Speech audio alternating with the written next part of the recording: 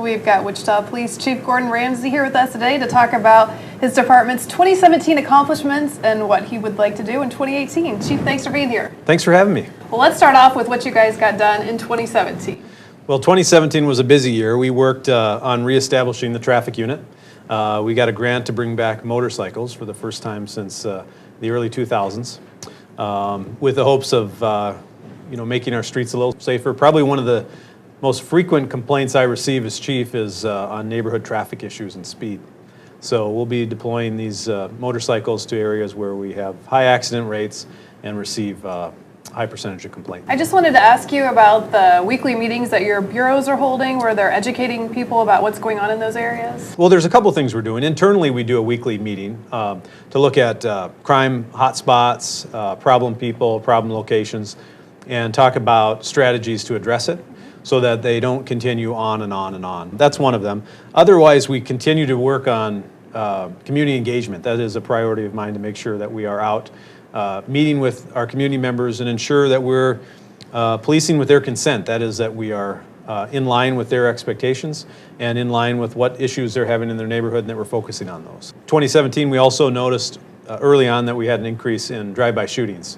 So we revamped a violent crimes response team, and for the summer months they focused on our dangerous offenders, those that were out there committing violent acts, and they had such an impact. Our shootings diminished significantly, drive-by shootings and gang-related shootings. We ended the year with about a 3% decline in drive-by shootings from the year prior. That was so successful, actually we are working into 2018 where they're going to be a permanent change with those violent crimes teams, working with the gang unit and the drug unit, because they're all connected. Our hope is that we will continue to push those numbers downward as we move forward. Can you talk a little bit more about exactly what they did or how that strategy worked? Instead of focusing on, like say an area or a neighborhood, the offenders were identified, and they were, we worked at addressing them through probation. We worked at addressing them through the criminal justice system.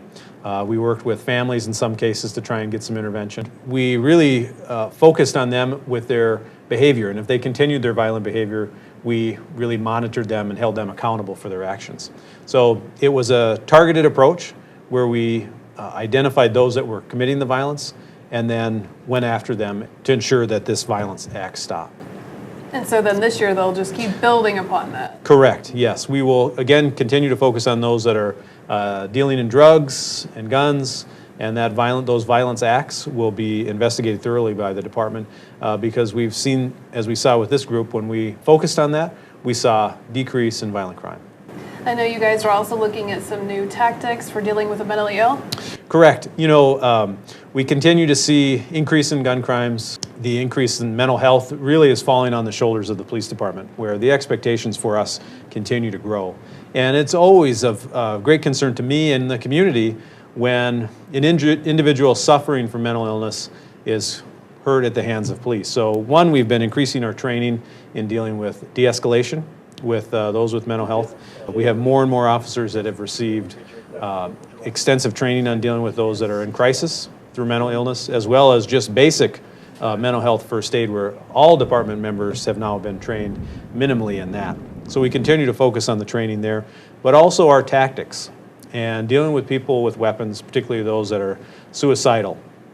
So we introduced in 2016, we outfitted all sergeants' cars with beanbag shotgun rounds, as well as several foam round 40 millimeter guns called less than lethal, right, where the likelihood of using these tools are much less likely than harming them than a firearm.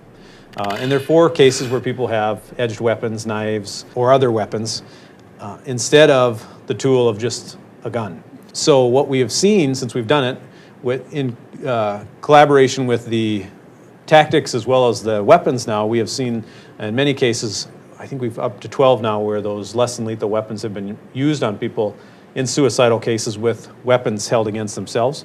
And they've been resolved with minimal injuries to those individuals. There's a successful outcome. So we will continue to expand those. We have 18 more 40 millimeter rounds with the foam, for the foam guns coming in February, and we're going to expand them to officers so that they will have other tools other than just their guns. So I know you guys have also had some success with your nuisance property ordinance. The one thing that we've dealt with for a while in Wichita is we go back to the same properties over and over again. And there was no tools available for our officers to successfully address these problem properties. And officers were frustrated, neighbors were frustrated. So a year ago, the council, with unanimous approval, gave us a nuisance ordinance which focused on these problem properties where police are continually responding to for behavior-related issues. And what it does is it allows us to charge the owner or manager that are supposed to be managing the property or own it for our time there, after a period of working with them to abate the nuisance. And from what I hear on the street, it's working phenomenally. The officers have embraced it, and it's had a tremendous amount of success in dealing with problem properties. And let's talk now about what you hope to do in 2018. Well, in 2018, obviously, crime reduction. That is, a number one goal for me. We still deal with, property crimes that occur too often. We deal with gun violence that occurs too often. So our focuses will be on the prolific offenders, those individuals that are responsible for the majority of our crime. We see a trend in burglaries, say, where they're up 1 week substantially. Oftentimes it's one person. We have a lot of one-person crime sprees in the city that are responsible for a significant amount of crime. So we will continue to focus and work harder on focusing on these habitual offenders and making sure they're held accountable so that they don't continue to victimize our community. What's a good way, if somebody's having an issue, for them to connect with police officers in their neighborhoods? The community engagement piece is that our officers are at community meetings throughout the week, whether it be through district advisory boards or neighborhood meetings. That's one way. We also have officers assigned to every beat in the city that are responsible for addressing issues. So you can find information online as to who your beat officer is, or you can call your local station and ask. But the bottom line is we don't want people to be frustrated by what they perceive as lack of police response or concerns who to call.